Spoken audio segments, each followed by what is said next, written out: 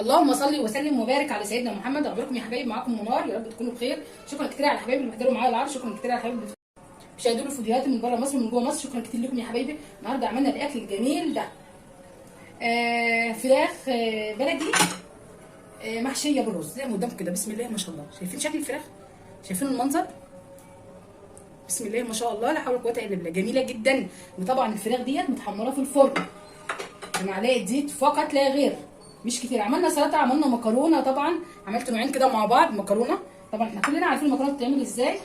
بقيه الرز طبعا بتاع حشو الفراخ هو زي نفس الحركه اللي بتحشي بيها الحمام او البط او البط السوداني او البط البلدي او الديك الرومي، هي نفس الخلطه. اي حاجه عايز تحشيها هي نفس الخلطه. بتحبي بالفريك هتعملي بالفريك برده نفس الخلطه، بس بدل الرز فريك.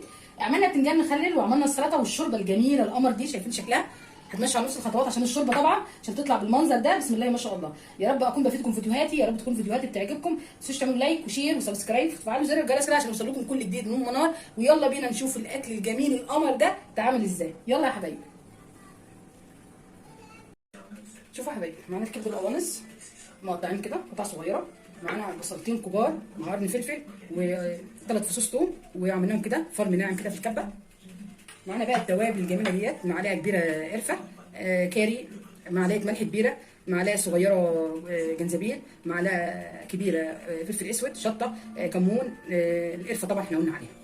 معانا ديكين بلدي، فرختين بلدي بقى صغيرين كده، هم صغيرين كده، فقلت بقى احشوهم معاكم مغسولين كويس منقوعين كويس، ما فيهمش اي حاجه، ريحتهم ليمون وريحتهم جميله ما شاء الله، جنزبيل ده الناعم بتاعهم وملح وليمون وخل، ده كده بعد تنظيفهم ما شاء الله. اول حاجه كده هحطها على البوتاجاز. ومعانا الرز طبعا، انتوا عارفين ان انا مش بقى الرز انا بغسله ساعه ما اجي احطه على طول، علشان انا عايزاه نص سوا عشان هحشي بيه الفراخ. تمام كده، يلا بينا على البوتاجاز هنشوف هنعمل ايه. اول حاجه كده معانا الحله على النار، نحط فيها شويه زيت على قد تشويح البصل، يعني حوالي ربع كوبايه زيت. هنبدا كده نحط البصل وثوم قرن فلفل وهنشوحهم كده، هنديلهم لون بسيط.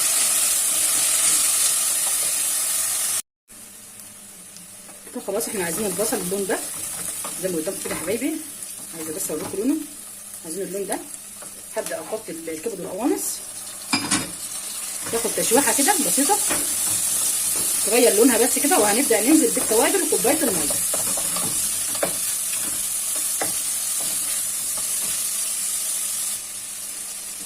هننزل بقى بالتوابل اللي احنا قلنا عليها طبعا، والملح خلاص كده، وملح الرز اصلا بيبقى كده فيه خلاص، مش هنزود ملح تاني. طبعا احنا بنبقى عاملين مقدار الملح تبع كميه الرز اللي احنا عاملينها، طبعا انت رغبتك، حبايه يكون عادي حبايه يكون حادق، انت براحتك انت. نقلبهم بقى تقليبه كده عشان التوابل بقى ريحتها تطلع كده، تبقى ريحتها جميله، دي اهم حركه طبعا. هبدا احط كوبايه ميه، احط كمان كوبايه عشان الرز. حطيت 3 كوبايات ميه قصدي، عشان خاطر انا عامله شويه رز حلوين، عشان عندي البنات بتحب الرز بتاع الكبد والقوانص بصراحه بيكون طعمه جميل. وهسيبها بقى تغلي 5 دقايق فقط، وبعد كده هحط الرز. والرز ما يكونش منقوع، ناخد بالنا ما يكونش منقوع يا حبايبي. هبدا احط الرز بقى يا حبايبي. احنا بقى هنسيبها كده تشرب ميتها ويبقى نص سوا، وهناخد نص كميه الرز نحشي بقى الفراخ، والباقي هنهدي عليه النار يكمل سوا.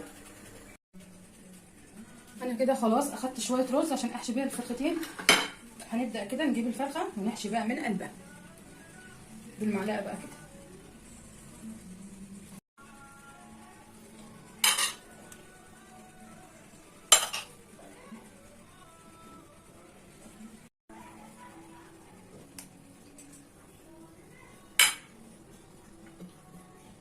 وهبدا بقى ادخل هنا،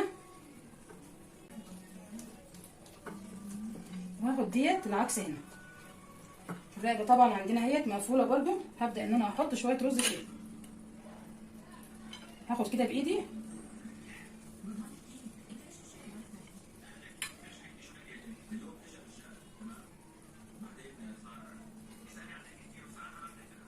احنا كده خلصنا حشو الفراخ زي ما قدامكم كده. بسم الله ما شاء الله. نروح بقى على البوتاجاز هنشوف هنعمل ايه. طبعا الحله كده غلط، هنبدا نحط الفراخ بتاعتنا. بسم الله.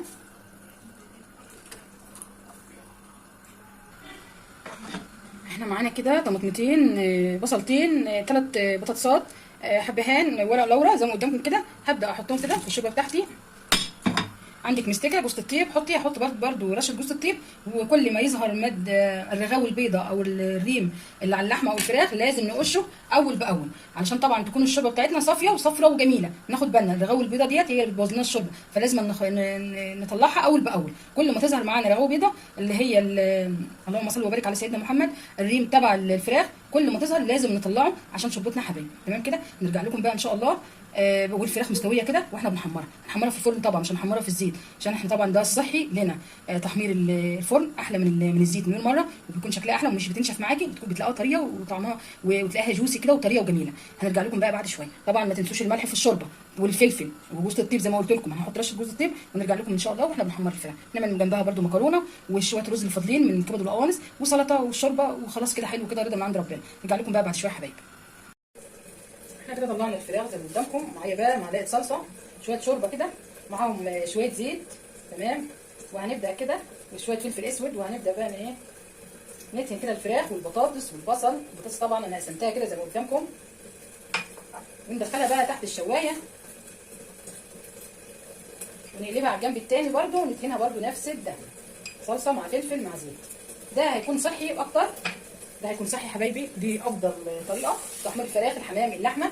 بتكون طريقه صحيه احسن من الزيت كتير كتير كتير. ندخلها بقى الفرن